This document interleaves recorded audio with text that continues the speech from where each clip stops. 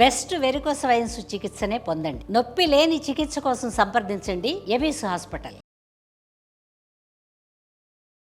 నమస్తే రమగారు. నమస్తే రమగారు, ఏదైనా మంచి కథ చెప్తారా? ఒక ఊళ్ళో ఒక గోపయ్య అని ఒక కుర్రాడు ఉన్నాడు. ఒక అవ్వ వాడు. ఈ పిల్లవాడు కొంచెం అమాయకుడు, అంటే మెతకవాడు. నిలదీసి అడగడం, ఏదైనా తేడా వస్తే తనడానికి రావడం అలాంటి వ్యవహారాలు లేవు. పల్లెటూళ్ళల్లో కుర్రకారు సాధారణంగా నిలదీసి అడుగుతారు, అంటే టెంపరీగా ఉంటారు ఉండేవాళ్ళు పాత రోజులు. ఇప్పుడు ఎట్టా ఉన్నారు తెలియదు మనకి. ఏదైనా తేడా వస్తే నువ్వు నిన్న అట్లానో ఇవాళ ఇట్లా అంటున్నావు అదేంటిదే అలా మాట్లాడగలరు, నిలబడతారు వాళ్ళ కోసం వాళ్ళు. వీడికి అంత నిలబడ్డం రాదు, స్టాండ్ తీసుకోవడం రాదు, కొంచెం మెతకవాడనమాట. అవతల వాళ్ళు గద్ది ఇచ్చారనుకో ఏమో లేని ఊరుకుంటాడు బిక్కమొహం వేసుకుని. అవ్వకి జాలిగా ఉండేది, అయ్యో వీడు రేపొద్దున ఎట్లా బతుకుతాడు అమ్మ నాన్న లేనివాడు జాలిగా పిల్లవాడిని కాపాడేది. అయితే ఏమైంది, ఆవిడకి అంత్యకాలం సమీపించేసరికి ఆవిడ ఏమందంటే, ఒరే నాయన, ఎప్పటి నుంచో మీ నాన్న పోకముందు నుంచి కడుపు కట్టుకుని కూడబెట్టాను, అటక మీద జాడీలో 5,000 రూపాయలు ఉన్నాయి, ఈ ఊళ్ళో నువ్వు బతకలేవు, నీ మెతకతనం వీళ్ళందరికీ తెలుసు, నిన్ను బతకనీరు, డబ్బులు లాగేస్తారు, పక్కనున్న పట్టణానికి వెళ్ళిపో, నువ్వు చక్కగా గేదెలని పోషణ అది బాగా చేయగలవు, మనకు పద్ధతి కూడా ఉంది, ఓ 10 గేదెలు కొనుక్కొని హాయిగా పాల వ్యాపారం పెట్టుకో, చక్కగా వ్యాపారం బాగుంటుంది, కొత్త చోటు కాబట్టి నీ మెతకతనం అంత తొందరగా బయటపడదు, ఆ వాటికి నువ్వు స్థిరపడిపోతావు. అదేలే, ఎవరన్నా చుట్టుపక్కల ఇళ్ళ వాళ్ళతో మాట మంచితనంగా ఉన్నావంటే వాళ్ళు నీకు సపోర్ట్ చేస్తారు అని చెప్పింది. పిల్లవాడు ఈ గోపయ్య కూడా సరేనన్నాడు. కొద్ది రోజులు గడిచాక ఎప్పుడో అవ్వ నిద్దట్లోనే వెళ్ళిపోయింది.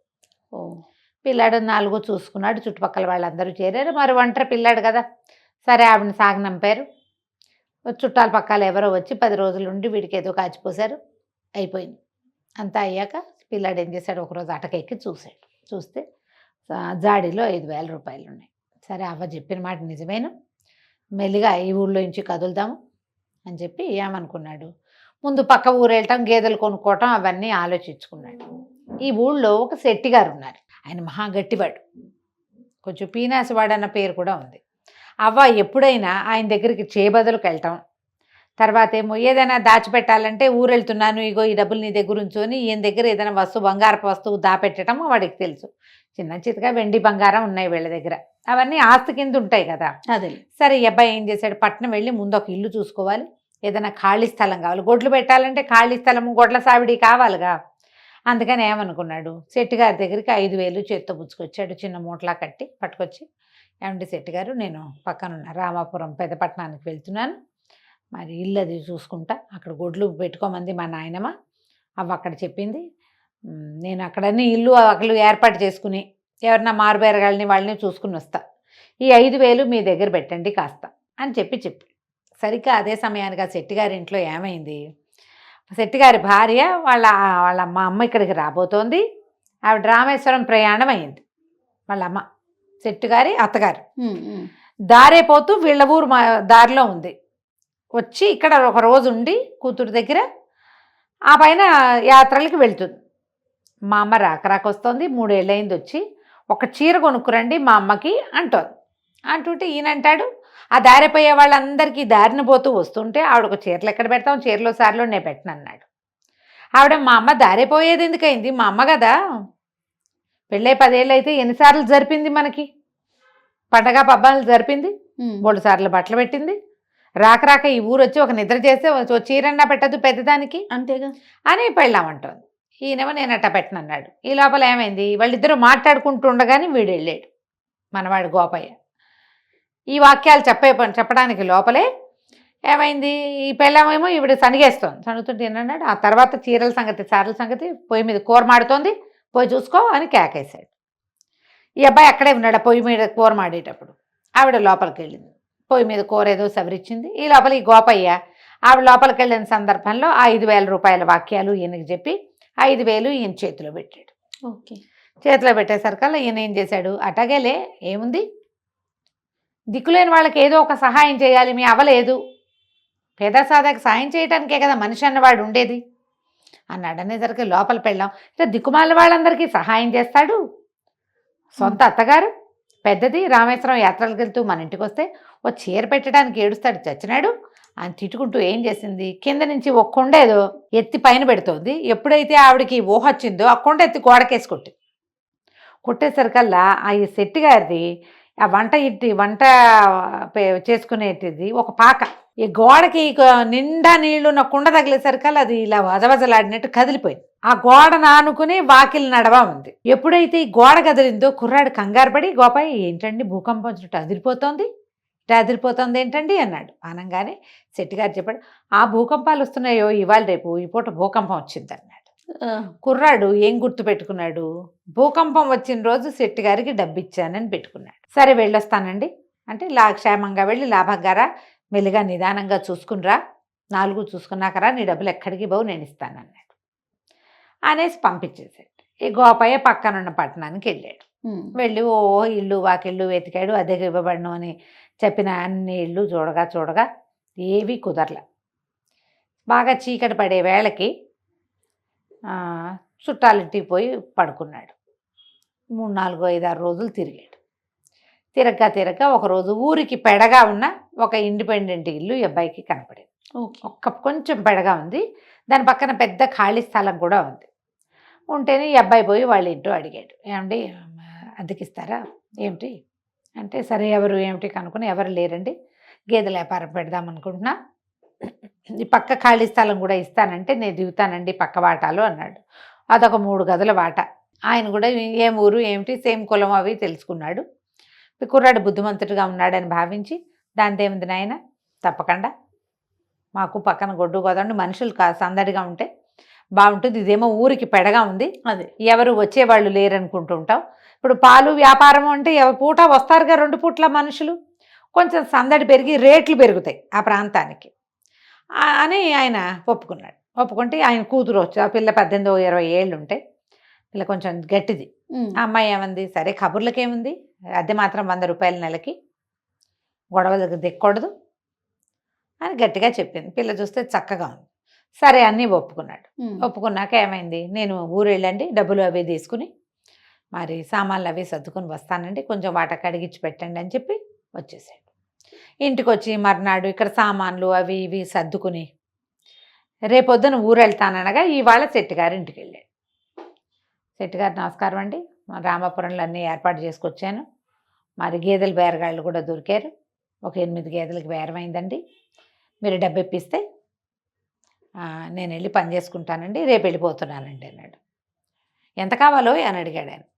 ఎంత కావాలి ఏంటండి, నేను మీ దగ్గర పెట్టిన డబ్బు ఇచ్చేయండి అన్నాడు. నువ్వు నా దగ్గర ఏం పెట్టావు అన్నాడు ఆయన.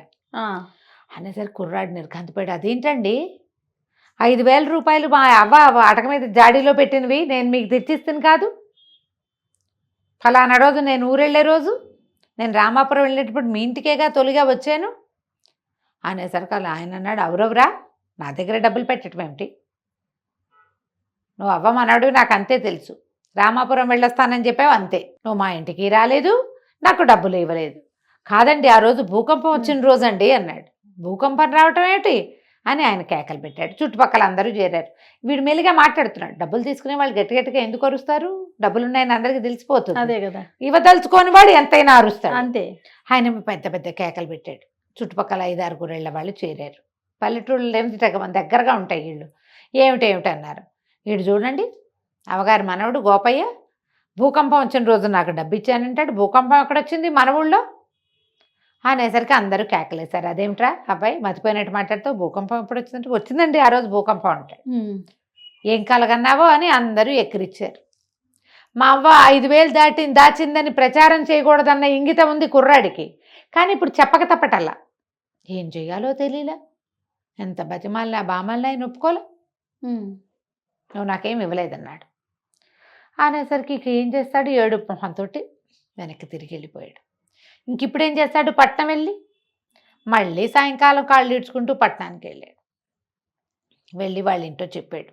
ఆ పెద్ద ఆయన, ఆ కూతురు పేరు తరంగిణి, నేను మోసపోయాను, ఆయనకి 5,000 ఇచ్చా, ఆయనేమో ఇవ్వలేదంటే ఇట్లాంటి పని చేశాడు, ఆ డబ్బులు ఏంటి, నేను ఈ గేదెలు ఎట్లా కొను, మీకు ఇంటికి డబ్బెట్టా ఇస్తాను, 4,000 గేదెలు ఖర్చు పెట్టుకుని ఒక 1,000 రూపాయలు పెట్టుకుని నేను ఇక్కడ బతకాలి కదా ఈ ఊళ్ళో, నా దగ్గర ఇంకేం లేదు, ఆయనేమో ఇట్లా చేశాడు, మా ఊళ్ళోనే మట్టి పీసుకునో పేడెత్తుకునో బతుకుతాను, ఇంకేం చేస్తాను, వెళ్ళొస్తానండి, మీ ఇల్లు అద్దెకి తీసుకోనని చెప్పడానికి వచ్చాను, మీరు నా కోసం చూస్తారు కదా పని మానుకొని అనేసరికల్లా అయ్యో ఆయన జాలి పడ్డాడు ఆ ఇంటి ఆయన.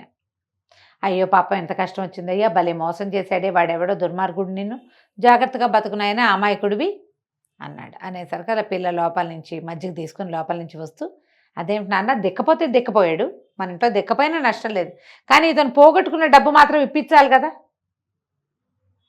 అతను అమాయకుడు పోగొట్టుకున్నాడు, మనం తెలుగు వాళ్ళం కదా అని ఒక ప్లాన్ చెప్తానని ఐడియా చెప్పింది. ఈ ఐడియా ప్రకారం మర్నాడు 2 రోజుల తర్వాత ఆ ఇంటి ఆయన ఈ తరంగిణి వాళ్ళ నాన్న ఓ రేకు పెట్టె పుచ్చుకుని గోపయ్య వాళ్ళ ఊరు వెళ్ళాడు. వెళ్ళి ఈ శెట్టిగారింటికి వచ్చాడు. శెట్టిగారింటో దండం పెట్టాడు.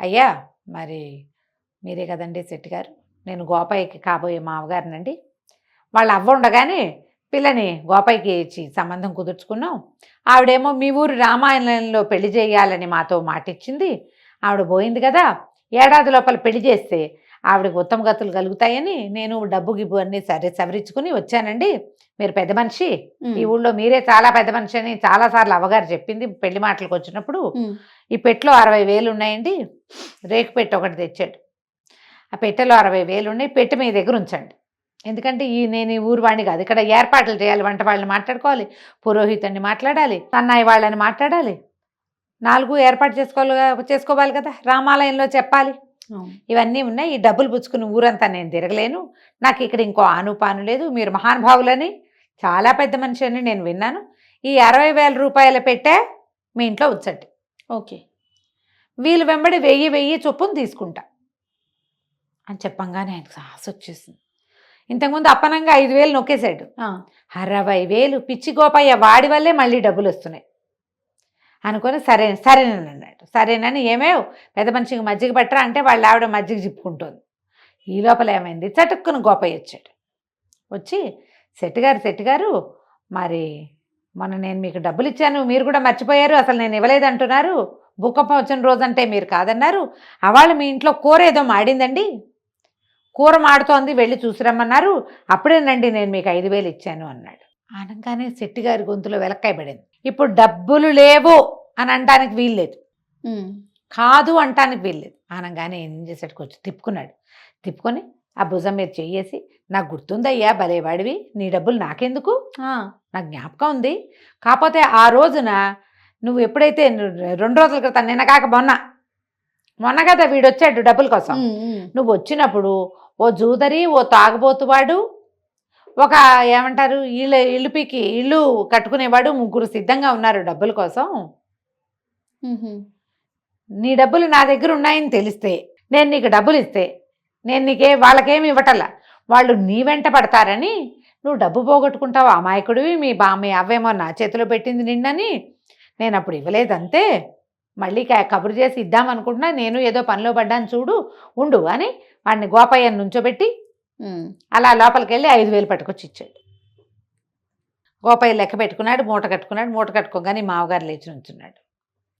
అదే సంగతి, ఈ అబ్బాయి పెళ్ళి ఇప్పుడు వద్దండి అంటే ఏమిటో అనుకున్నాను, ఇంత మెతకవాడికి నేను పెళ్ళనివ్వనండి, అసలు పెళ్ళే క్యాన్సిల్, పెళ్ళి లేదు ఏం లేదు, ఇప్పుడు మొన్న మీరు డబ్బులు ఇవ్వకపోతే వీడు తిరగబడి మీ మీద పడి కొట్లాడలేదంటే ఏమిటి అర్థం, ఇంత మెతకాలుడు వద్దండి మాకు, అది పెళ్ళి లేదు ఏం లేదు, నేను వస్తానండి అని పెట్టపుచ్చుకుని వెళ్ళిపోయాడు. డబ్బులు పుచ్చుకుని గోపయ్య బయటకు వెళ్ళిపోయాడు, పెట్టపుచ్చుకుని పెద్ద మనిషి బయటకు వెళ్ళిపోయాడు. 5,000 పోయి 60,000 పోయినాయి. అది ఆయన నోరు తెచ్చుకుని చూస్తూ ఉండిపోయాడు. వీళ్ళిద్దరూ అదే ఒకే దారిలో నడిచెళ్ళి గోపయ్య వాళ్ళ ఇంటికి వెళ్ళి కాస్త 4 సామాన్లు సర్దుకుని ఆ గోపయ్యకి సహాయం చేసి బరువుగా ఉన్న పెట్టి తీసుకెళ్తుంటే ఆయన దిగులుగా చూసేట, బెట్లో ఏం లేవు, మామూలు బట్టలు పెట్టుకొచ్చారు. పట్నం వెళ్ళిపోయారు. పట్నం వెళ్ళాక సరే ఆయన చాలా సంతోషించాడు గోపయ్య, మీ వల్ల నేను డబ్బులు తీసుకోగలిగాను, నాకు ఆ తెలివితేటలు లేవు, అన్యాయం అయిపోయేవాడిని అని చెప్పి ఆ గేదెలు అవి ఏర్పరచుకున్నాడు. ఆయన అన్నాడు, దానిదే ఉంది నాయన, మెతక వాళ్ళకి ఎప్పుడు పక్కన తెలివైన వాళ్ళు ఉండాలి, మెతకవాడు మెతకగా ఉండటంతో పాటుగా పక్కవాడి తెలివితేటలు ఒప్పుకోవాలి, నువ్వు ఒప్పుకున్నావు కాబట్టి ఈ పని అయింది, అంతేగా, మీకెందుకు అనలా నువ్వు అంటే రాకపోను, అలాగే నువ్వు జీవితాంతం మా సలహా సంప్రదింపు వింటానంటే లక్షణంగా మా పిల్లని పెళ్లి చేసుకో, గేదెల వ్యాపారం పెట్టు, మా అమ్మాయి పై ఎత్తున అన్నీ చూసుకుంటుంది, పని నువ్వు చేయి, పై ఎత్తున పాప చూసుకుంటుంది, హాయిగా ఇద్దరు చిలక గోరింకలాగా నాకంటుకుందే ఉంటారంటే సంతోషించాడు గోపయ్య. వాళ్ళ అవ్వ అన్నగా అనుకున్నట్టుగానే వీడు ఒక తెలివైన వాళ్ళ సాంగత్యంలో ఉండి హాయిగా ఉన్నాడు. కథ కంచికి మనం ఇంటికి. చూడండి, తెలివితేటలు అందుకే ఎవరి సొత్తు కాదు. ఎవరి అంతే సొత్తు కాదు. మనం ఒకటి తెలుసుకోవాల్సింది ఏంటంటే మనతో పాటు తెలివైన వాళ్ళని ఉంచుకోవాలి జయ. వాళ్ళతో మనకి మంచి ఫ్రెండ్షిప్ ఉండాలి. వాళ్ళు మన్నెత్తి మీద చేపెట్టేలాగా ఉండకూడదు. కాస్త జాగ్రత్త పడి మనకు అంత తెలివి లేదంటే తెలివిగా ఉన్న వాళ్ళతో ఫ్రెండ్షిప్ చేయి అది చక్కగా. నిజం రమ్మగారు, అప్పుడే కదా? మన అచీవ్మెంట్ అనేది ఇంకా 100% సక్సెస్ అవుతుంది అవును కదండి. అవును. రైట్ రమ్మగారు, నమస్తే. నమస్తే జయ.